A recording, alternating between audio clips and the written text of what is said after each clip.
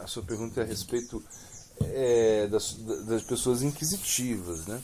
As pessoas que são inquisitivas, que questionam, né? Isso é uma maneira de se aproximar de Cristo. Isso não é um problema. Justamente ao contrário, Cristo fica feliz. Ou seja, uma pessoa pode ter ela pode inquirir muito, ela pode ter muitas dúvidas, né? E não se aproximar de Cristo. Então, ela, por exemplo, um cientista, sei lá, uma pessoa mais lógica, ela vai inquirir muito, né? E ela pensa o quê? Ela pensa que Deus não existe. Ela pode pensar isso, né? Deus não existe, tudo foi por acaso, né? Foi devido a uma explosão, né? Não teve uma intervenção divina. Ela pode chegar a essa conclusão através das suas inquisições, né? Agora, se uma pessoa ela é inquisitiva em relação às coisas, né? E ela começa a se aproximar de Deus, o cristão fica feliz, né? Então, na realidade, se você tem muitas dúvidas, se você fica tem muitas coisas na cabeça que você fica pensando, né? Por que o céu é azul, né? Por que, né? Porque as estrelas brilham, porque o sol, né, nasce, porque eu tenho que morrer, né? Porque, enfim, os porquês da vida, né? Isso é muito bom. O cristão fica muito feliz quando você começa a procurar o porquê de tudo, né? Ser inquisitivo é muito bom. Você trabalhar a inteligência, o raciocínio, né? No sentido, poxa, por que tudo isso, né? Pensar na vida é muito bom. Agora, se esses pensamentos, né, levam você a um ateísmo, né, ou seja, você achar que, por exemplo, a consciência vem da matéria, né, ou seja, a consciência vem de uma pedra, de um fóssil, né, então isso já é estranho. Então a gente justamente acredita o contrário, que a consciência ela gera a matéria, né? Ou seja, a matéria vem da consciência, que tudo está na consciência antes para se manifestar na matéria. Por exemplo, esse copo, né, ele é consciência em algum momento, né, para depois ele se manifesta em matéria, né? Essa é a ideia que nós temos, né? Agora, se a gente pensa, poxa, Krishna, existe um Deus, né? Existe algo que eu não consigo realmente entender o que é Deus. Eu quero saber quem é Deus. Eu quero entender por que ele se manifesta dessa maneira. Então, se a gente começa a inquirir assim, isso é muito bom. Krishna fica feliz, não tem nenhum problema você ser inquisitivo. E ele mesmo fala, né? Faça perguntas. Imagina. Ele está falando isso, né? Tadvri pranipatena pariprashena, você vai.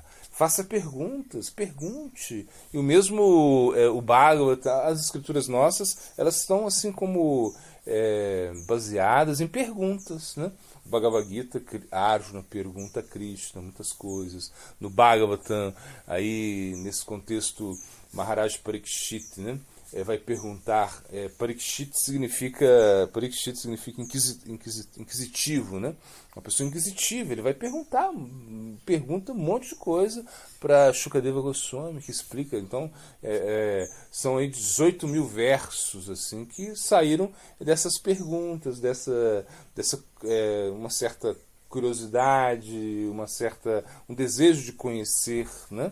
Então isso é muito importante perguntar, é muito importante você realmente indagar sobre as coisas, né? Não simplesmente aceitar tudo ou não ter nenhuma indagação. Não, é importante perguntar, é importante pensar, né? Pensar em como as coisas podem funcionar, né? Então cada um tem o seu grau de dúvidas, né? O poder de inquisição, assim, de realmente inquirir, né, sobre as coisas, né? Mas isso sempre é bom, sempre é positivo. O Krishna vai falar, essas pessoas são muito piedosas. Por quê? Porque elas estão assim, questionando várias coisas e estão se aproximando de mim. Então isso é uma piedade muito grande, né? Então Krishna fica muito feliz quando você tem dúvidas, quando você quer saber das coisas, né? O Krishna vai estar muito feliz com isso. Tá, então tá. É assim. Por exemplo, você pode fazer penitências, austeridades, isso é bom. Isso não é ruim, não. Agora, na realidade, quando você começa a fazer as penitências, austeridades, sem uma conexão com Krishna, isso que a gente acha que não é tão favorável. Mas, por exemplo, os guiantes, essas pessoas que eu falei, você vai para um local, né, muito frio no inverno, você se mergulha na água e você fica ali, né, falando Aham Brahmasmi, eu sou o espírito, ou seja, você está fazendo a sua mente ficar forte, você está superando os seus limites, assim, né, de austeridade, de desapego, né? Isso é uma ideia boa. Por quê? Porque esses guianes, esses yogis, essas pessoas que fazem as austeridades, eles têm uma ideia muito boa. Isso é positivo. Ou seja, é realmente rejeitar o mundo, de certa maneira. É positivo. É uma boa ideia. Porque realmente ficar desfrutando do mundo, né, não leva a um plano reacionário muito forte, onde você vai ter que sofrer muito. Então eles não querem sofrer. Entende? Ou seja, essas pessoas que fazem essas penitências, assim, que tentam se aproximar de uma liberdade, né, através das penitências, das austeridades, né? Então você passa deitar numa cama de prego, andar sobre as brasas, coisas assim, controlar os sentidos, não comer, não falar, por exemplo, né? O voto de Mauna, né? Mauna significa não falar, você não fala. Então, na realidade, isso é uma ideia boa, né? Porque realmente a gente... por quê? Porque às vezes as palavras, né, podem ferir as pessoas, às vezes as nossas palavras são palavras meio sem sentido, coisas assim. Então você controla a sua fala, é uma ideia muito boa. Só que nós temos uma ideia melhor, né? Que a gente vai fazer as penitências e as austeridades de uma maneira mais equilibrada e oferecer isso a Cristo, em relação a Cristo, entende? E às vezes, como eu digo, às vezes a penitência vai ser comer bolo de chocolate, né? Vai ser a nossa penitência, porque você oferece a Cristo, né, isso, entende? E você vai, e ele come e ele desfruta disso. E você vai satisfazer os sentidos de Krishna, né? Não é que você não possa... Porque na realidade é um caminho muito árduo, muito difícil, esse caminho onde você renuncia a tudo. Imagina você não ter amigo, né?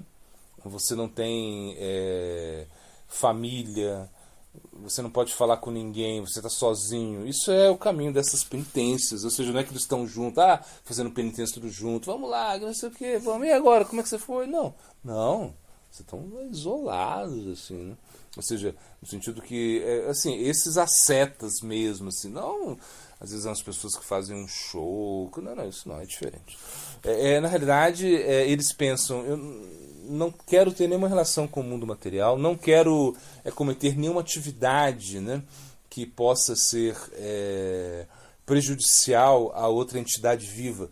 E eu digo, isso é uma ideia boa. Porque, por exemplo, muitos andam com uma vassourinha varrendo o chão, assim, para não pisar em nenhuma formiguinha, imagina.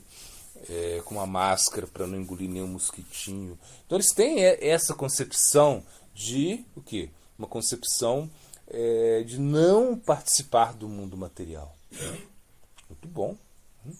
Agora, só que a gente tem outra concepção, a concepção que você precisa da misericórdia de Cristo. Porque eles, na realidade, eles não estão pensando em misericórdia, eles estão pensando só em esforço, entende? E a gente pensa também em misericórdia. A gente vai fazer o nosso esforço, e não é que o Bhakti não tenha penitência, a gente tem penitências também, né? Mas assim, as penitências, as austeridades que nós fazemos, né, são assim mais, por exemplo, Ekadashi, né? Ekadashi é um dia de penitência, austeridade pra gente. É um dia que geralmente a gente não come nada, e nesse dia a gente tenta nem tomar água, tenta ficar acordado a noite toda. Isso é uma penitência, é uma austeridade, só que é para Cristo. Por quê? Porque esse dia é conhecido como Ekadashi Upavasa, ou seja, o dia do Senhor. O dia que Krishna é o dia que a gente glorifica ele. Por exemplo, Jamastami, que é o dia que Krishna aparece, né? Então nesse dia também a gente não come nada, né? Vai comer só meia-noite. Então as nossas penitências, as nossas austeridades estão direcionadas a Krishna. Então isso é muito mais poderoso, né? E às vezes, por exemplo, uma pessoa não consegue, ou seja, fazer tantas penitências assim, mesmo em um dia só, ou 2 dias, caras, por exemplo, são 2 dias no mês, né? Então, as pessoas não conseguem fazer essa austeridade devido, né, a muitas coisas e não tem problema. Então aí a gente fala, não, coma só fruta, coma só raízes, né? Isso é também uma forma de austeridade, né? Então o que nós queremos é uma conexão com Krishna. E que nossas penitências, as nossas austeridades estejam relacionadas a Krishna. E não uma coisa que a gente vai fazer para obter um certo poder, assim, um poder... porque é um poder, as pessoas desenvolvem poder, né? Assim, um poder pelas austeridades, né? E você desenvolve, você pode desenvolver até siddhis, poderes místicos, né? Mas nós não queremos isso. Nós não queremos ser yogis, assim, esses yogis. Que na realidade, é uma boa ideia, sim, é uma boa ideia. É melhor do que ficar tomando cerveja no barzinho, né? Tipo assim, uma coisa assim, ou ir pra boate, sei lá. Mas você não quer simplesmente ter uma renúncia muito seca, onde você tira Krishna da jogada, assim, sabe?